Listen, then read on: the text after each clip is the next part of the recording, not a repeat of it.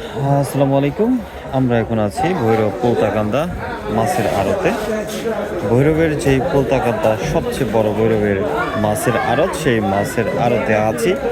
দেখতে পাচ্ছেন এখনকার সময়ে দেশি যেই মাছগুলো আছে সেই মাছগুলা পোলতাকান্দা বাজারে ওঠা শুরু করেছে।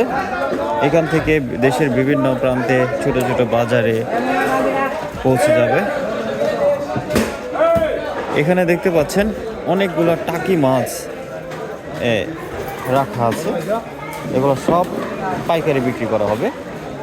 তারপরে আমি সামনে গেলে আপনারা আরও দেখতে পাবেন অনেক মাছ। এখন কিন্তু বাজারে আস্তে আস্তে মাছ ওঠা শুরু করেছে। এই যে এখানে দেখতে পাচ্ছেন অনেকগুলা দেশীয় পুঁটি মাছ স্তূপ করে রাখা আছে। এগুলা প্যাকেজিং হবে, প্যাকেজিং হয়ে দেশের বিভিন্ন প্রান্তে চলে যাবে এই মাছগুলো ক্ষুদ্র খুচরা কাস্টমারের হাতে।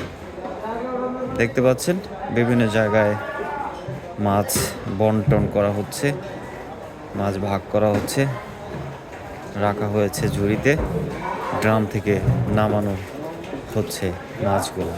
এই যে প্রত্যেকটা ড্রামে কিন্তু ভর্তি মাছ। এই যে শিং মাছ, মাগুর মাছ।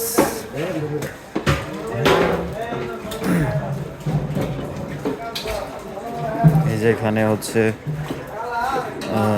পানিতে ছাড়া আছে জীবিত মাছ, শিং মাছ।